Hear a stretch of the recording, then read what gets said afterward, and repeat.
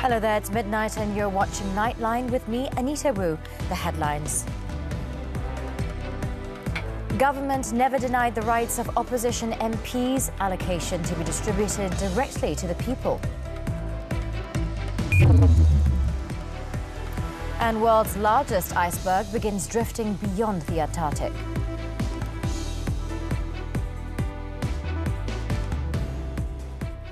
Our opening story.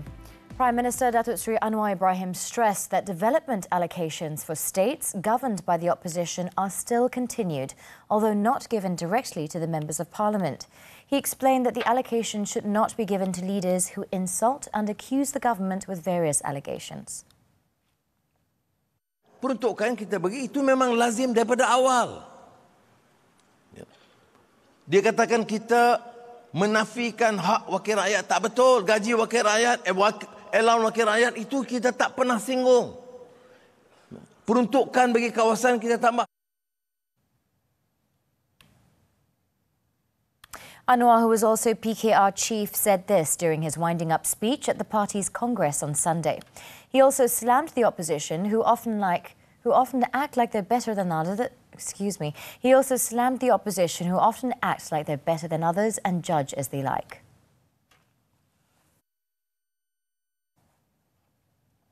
The Prime Minister also stressed every policy introduced by the unity government at this time is for the benefit of all races. The government will not at all marginalise any race, especially those who need attention. Orang Melayu kena faham ini. Ini bukan soal dasar yang tidak pro Melayu. Orang India pun jangan bising. Jangan mengatakan mana ada projek India. Setiap orang India di wilayah persekutuan, setiap orang Melayu, setiap Cina yang masuk kategori miskin tegar, semuanya dibantu tanpa kecuali. On the government's policy in continuing to enhance and expand the use of the national language, the Prime Minister wants it to be well accepted because the effort is on the national agenda. However, the government will continue to improve the proficiency of English in the national education system. Saya tidak mahu tolak ansur mengenai pelaksanaan bahasa Melayu. Mana mungkin sudah merdeka sekian lama masih tergagap-gagap bicara bahasa kebangsaan. Saya tidak boleh terima. Masih nak tulis surat pada Perdana Menteri dalam bahasa Inggeris. Wah, ada juga kawan-kawan saya di kalangan masyarakat Cina dan India. Syarikat-syarikat kata, Anwar dah jadi ekstremis dan nasionalis Melayu. Apa kamu tak faham perlembagaan? Kamu tak tahu negara ini mesti hidup dengan satu keputusan. In his speech, Anwar also touched on the need to increase tourism potential in Malaysia. He then went on to announce that travellers from certain West Asian countries, namely Turkey, Jordan, China and India, can enjoy 30-day visa-free travel to Malaysia starting December 1st. Pada hari ini, saya umumkan kerana tahun depan 50 tahun hubungan diplomatik Malaysia dengan negara China.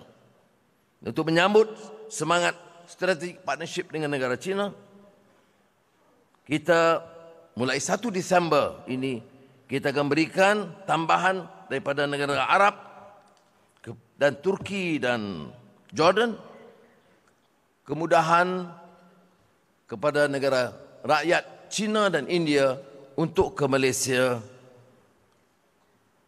pengecualian visa selama 30 hari. He added that the exemption is subject to security screening, which will be done for all visitors into the country, and those with criminal records or pose a risk of violence will not be allowed to enter. Details of this facility, he added, would be announced by Home Minister Datuk Seri Saifuddin Nasution Ismail soon.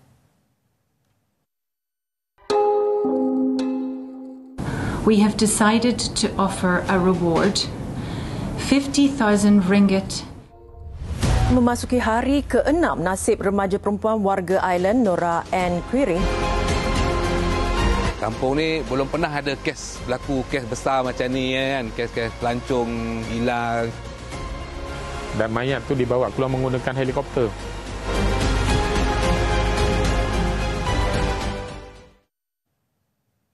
Still on Nightline. Bilateral ties between Malaysia and the Principality of Monaco will be strengthened with the opening of the new Monaco Honorary Consulate office in Kuala Lumpur. Prince Albert II of Monaco, who is presently in Malaysia for his first ever state visit from November 26th to 29th, underscored the importance of this diplomatic step and expressed optimism for the further growth of the relationship between the two countries. The Prince conveyed his hopes for the strengthening of diplomatic ties initiated over 13 years ago, emphasizing that the consulate's establishment demonstrates Monaco's commitment to the bonds of friendship between the two nations. The official opening ceremony held along Jalan Ampang's Embassy Row at the Amp Walk was attended by notable figures, including Foreign Affairs Minister and Cooperation of the Principality of Monaco, Isabel Berroa Madei. Also present were Human Resources Minister V. Sivakumar and Malaysian Ambassador to France, Datuk Muhammad Zamruni Khalid. Designed to foster political and economic ties, the newly furnished consulate also aims to facilitate business connections, investment opportunities and support trade missions and delegations between the Principality of Monaco and Malaysia.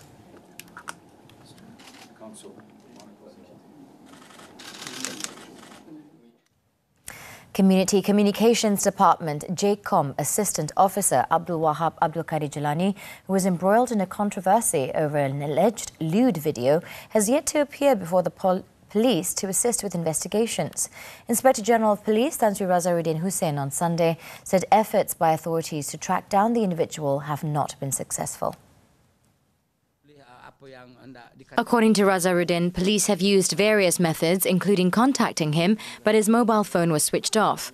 He added that attempts to trace a 33-year-old man through his lawyer also reached a dead end. Following this, Razaruddin requested for Wahab to immediately appear for the process of recording his statement to facilitate police investigations. He also said information and evidence from Wahab are very important to confirm Mr. H's role to help resolve the case as soon as possible. Previously, in a press conference at a hotel in Bangi, Wahab claimed to have been directed by an individual by the name of Mr. H to record a video of his lewd conversation with former JCOM Director General Datuk Muhammad Agus Yusof. However, he had been unable to assist the police in their investigation into the matter because of concerns about his safety. In Kedah, a 26-year-old Nepalese man was arrested by police for attempting to kidnap a 3-year-old girl in front of a restaurant at Taman Sri Jeniang, Gurun on Sunday morning. Kuala Muda Police Chief Zaidi Cik Hassan said that the 26-year-old suspect had been holding the child at knife point before being apprehended by passers-by and handed over to the police. In the incident at about 7 a.m., the child's father had left her alone on a motorcycle, parked on the side of the road while he went to pick up his roti canai order from the restaurant. The suspect was then seen rushing towards the girl, snatching her and then retreating a few steps while pointing a knife at her neck. The suspect then spoke in an unknown language, seemingly asking the victim's father for money to eat. At the same time, the panicked father tried to calm and persuade the suspect to release the child. While the suspect was distracted, onlookers successfully detained the man and rescued the victim, who was then referred to a hospital for examination and treatment. Initial investigations found that the suspect had entered the country a month ago to work at a factory in Sungai Lalang, but fled from his employer, believed to be due to work pressure. The suspect's employer had also lodged a police report on the matter on November 8th. Checks also revealed the motive behind the suspect's action was extreme stress and hunger, as he had gone several days without food. 23 men have been remanded for 4 days from Sunday in connection with a violent altercation at the Petaling Jaya City Council MBPJ Stadium. The incident occurred before a Super League match between Selangor FC and Perak FC on Saturday. Selangor Police Chief Datuk Hussein Omar Khan said the suspects, aged between 16 and 44, were detained by a team of police officers from the Petaling Jaya Police Headquarters who stopped 2 buses ferrying supporters at about 5 p.m. in the vicinity of the stadium. They were detained following an incident in which 5 individuals, aged between 19 and 22, were beaten up at 4:50 p.m., causing one of the victims to suffer a fractured hand. The group had also damaged 4 vehicles that were parked at the stadium. 4 of the 23 suspects had previous criminal records for drug and criminal-related offences, while 12 others tested positive for drugs. A video and several pictures of the incident also have gone viral on social media, showing a group of men damaging vehicles and public property at the stadium before the match. The case is being investigated under the Penal Code and Dangerous Drugs Act. In the midst of bustling daily routines, a silent danger looms. A danger that tragically claims innocent lives. Children left unattended in parked cars. The rising occurrence of such incidents casts a dark shadow on Malaysia's communities, urging a collective call to action to prevent tragedies which are preventable. Nightline's Alif Yunus has the report.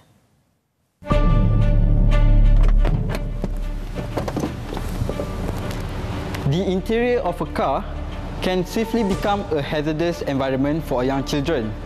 Scorching heat or freezing temperatures, that's what they can be exposed to. Recent incidents which were documented in news reports show the urgency required to address this issue. Children's Commissioner to the Human Rights Commission of Malaysia, Dr. Farah Nini Dusuki, highlighted the contributing factors. The other one is what we call what is known as a forgotten baby syndrome. That is, a syndrome which is known not just which does not happen only in Malaysia but globally, whereby if you are so accustomed to a particular routine, and if that routine is broken by any intervening incident, then there is that likelihood that you may forget. Dr. Farah also stressed the need for visual confirmation from childcare centres. This is to prevent accidental instances of children left unattended, emphasising that these efforts should stem from care rather than additional burdens. Don't see this as a form of adding another task to the centre. I know childcare centres are already inundated with a lot of duties, with limited staff and all that. But to me, you do it out of care. And here's a significant step towards improving child safety in vehicles. My Cinta is a groundbreaking example. It is the Malaysian Institute of Road Safety Research mirrors children in vehicle tracking and alerting system. The system employs motion and sound sensors. It detects a child presence inside a vehicle after the engine is turned off. With that, the system promptly sending alerts to the driver, system users and emergency contacts via phone call and SMS. Despite technological advancements, questions remain regarding the sufficiency of these measures to prevent future occurrences. Nak kata kalau kerajaan, pada saya dia cuma boleh kuat-kuasakan untuk taska ataupun tempat penjagaan kanak-kanak tu untuk hubungi keluarga. Macam contoh tak hantar anak kenapa ke, so kita boleh tahu anak kita tertinggal maksudnya. Baby patut benda penting. Setiap kali kita keluar kereta, kita akan pastikan dalam kereta itu kosong, tak ada benda yang tinggal. As a parents, I'm sure we have the sense. We have the bonding with the baby, we can sense it. Kadang kan memang letak sesuatu benda penting kat belakang lah, ataupun mungkin yelah kadang-kadang kalau baby letak kat depan, kita takut pada kemalangan juga kan. To ensure the safety of children in vehicles, the people's shared commitment is certainly necessary. It is for this reason that the police has advised the public to be more alert. Not only that, they have also been told to be responsible for the safety of children. Alif Yunus, Nightline, TV3.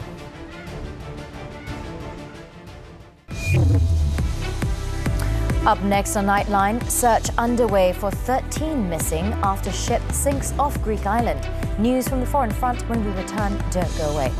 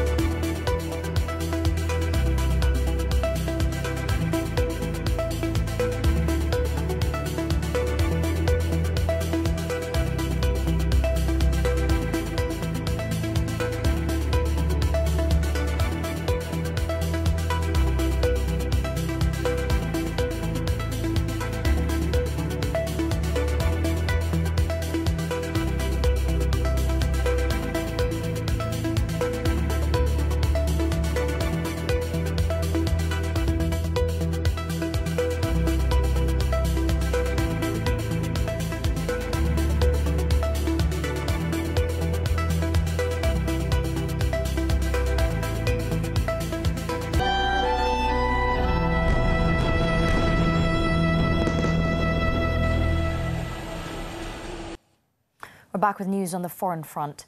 As a fragile pause in fighting between Israel and Hamas in the Gaza Strip entered its third day, Palestinian health officials on Sunday said that Zionist forces operating in the West Bank have killed at least 8 Palestinians in a 24-hour period.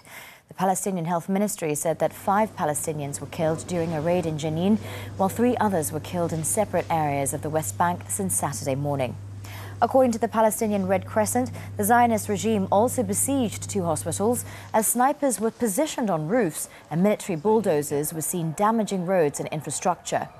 The raids come despite an ongoing 4-day truce between Israel and Hamas in the war-torn Gaza Strip, where nearly 15,000 Palestinians, including more than 6,000 children, have been killed in Israeli strikes.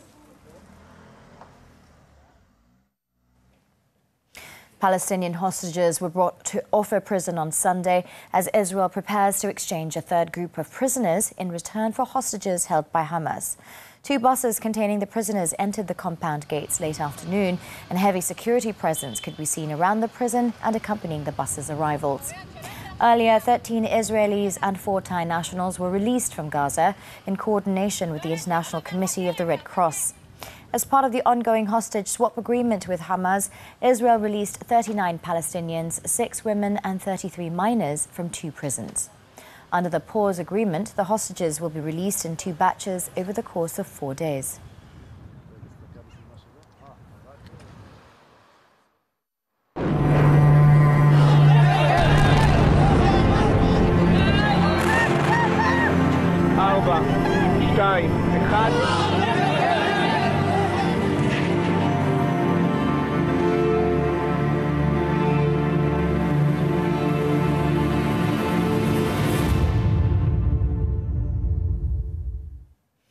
A major rescue operation is underway after a cargo ship carrying 14 crew members and a load of salt sank off the coast of Lesbos Island in Greece as high-speed winds tilted the vessel, causing it to take on water.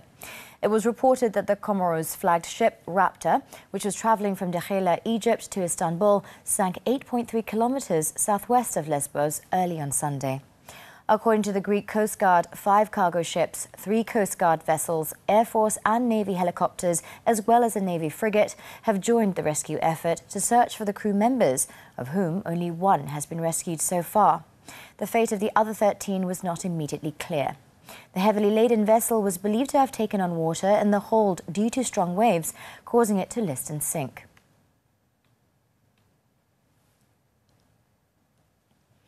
The world's largest iceberg is drifting beyond Antarctic waters after being grounded for more than 3 decades, according to the British Antarctic Survey. The iceberg is above 3 times the size of New York City and more than twice the size of Greater London, measuring around 4,000 square kilometres. The iceberg, known as A23A, split from the Antarctic's Filchner ice shelf in 1986, but it became stuck to the ocean floor and had remained for many years in the Weddell Sea. The British Antarctic Survey said it has now ungrounded and is moving along ocean currents to subantarctic South Georgia.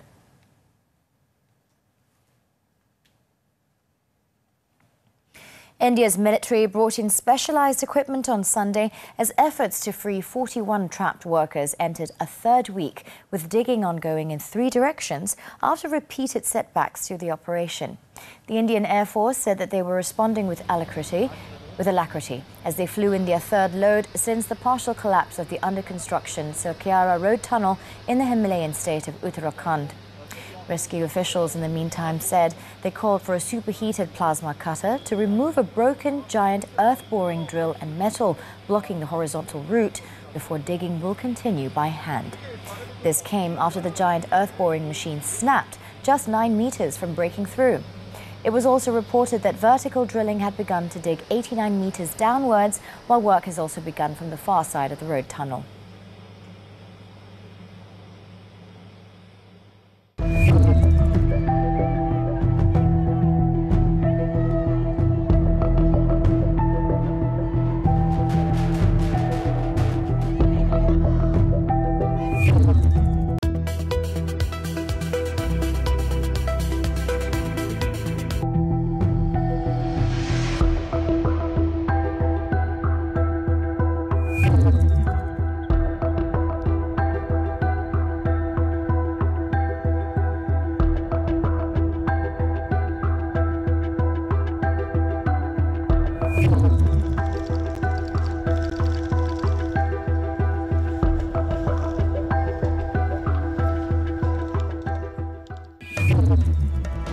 Coming up right after this break, Kedah Darul Aman FC thrash Kelantan FC.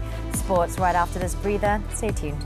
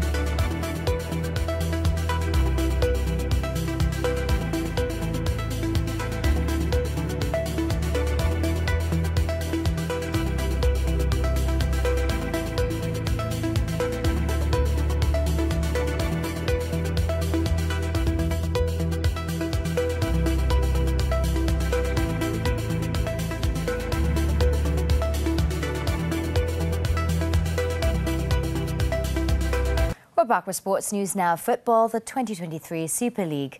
3 matches were played on Sunday night. Penang FC recorded a narrow 3-2 win over Sri Pahang FC, while Kuala Lumpur City FC claimed a 3-0 win against Kelantan United FC. At the Sultan Muhammad Keempat Stadium, host Kelantan FC's disastrous season continued after they were humiliated 6-1 by Kedah Darul Aman FC. Nigerian import player Ifedayo Olusegun was the star of the match. He converted 2 penalties for Kedah in the 6th and 26th minute. One Amirul Afiq added the 3rd goal for the visitors in the 28th minute before Ifedayo claimed his hat-trick 2 minutes later. The Red Warriors managed to grab a goal in the 73rd minute through Haziman Cik but Kedah emerged victorious when Arif Farhan added the 6th goal just before the final whistle. With the win, Kedah remains in 3rd place with 53 points, while Kelantan in the last spot with 8 points.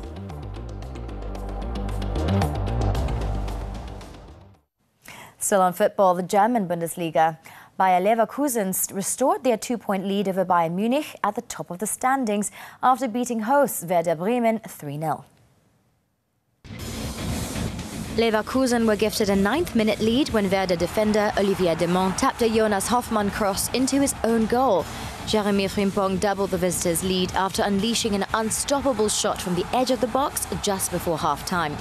Luck certainly was not on the host side as Alex Grimaldo sealed the result with a 3rd with 15 minutes remaining for his 4th goal in his past 3 league matches. With the win, Leverkusen are on top of the table with 34 points, 2 points ahead of Bayern Munich.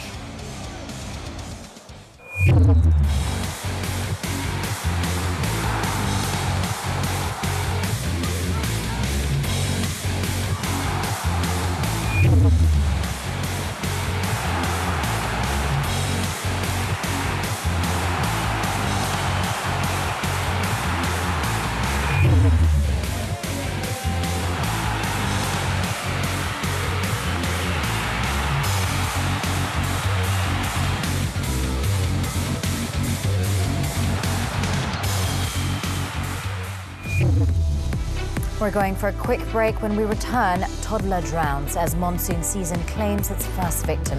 Don't go away.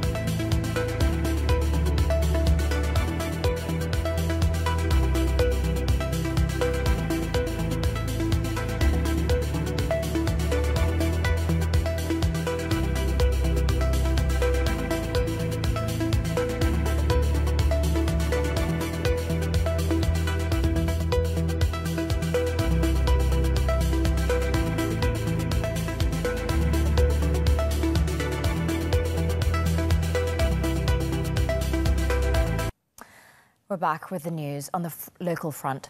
The monsoon floods in Kelantan have claimed its first victim after a toddler was found drowned on Sunday. It was believed that the 18-month-old boy had slipped and fallen into a river near his house in Kampung Kenari, Kota Baru at about noon. State Police Chief Datuk Muhammad Zaki Harun confirmed the incident and said that the victim's remains had been taken to University Science Malaysia Hospital in Kubang Kerian. The Kelantan Fire and Rescue Department, in a statement, said the victim was found at 1:40 p.m. by a search and rescue team. Based on reports, the toddler was said to have been playing at the back of his house when the incident occurred. The department said they were alerted at about 12:17 p.m. and immediately deployed 16 officers and personnel to conduct a search and rescue operation. Paramedics confirmed the child's death at the scene and his remains were handed over to the police.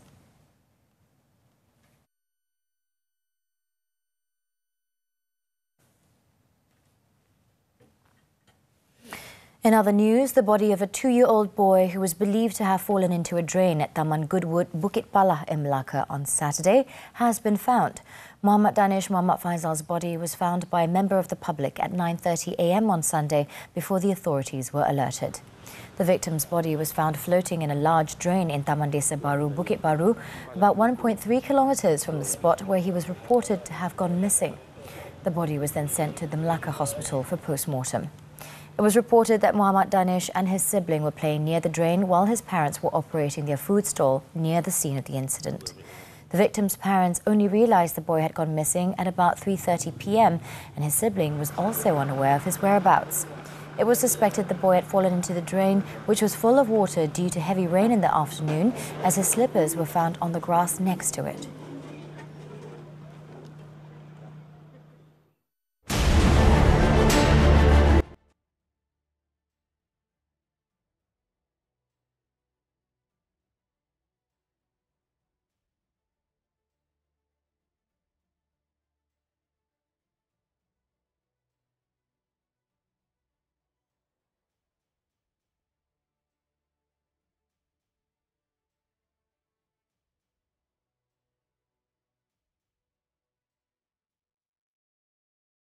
As we wrap up Nightline this time around, we'll take a look at a museum dedicated to the life and illustrious career of NBA great LeBron James, opened on Saturday in his hometown of Akron, Ohio. With that, I'm Anita. Thank you for watching and be well, Malaysia.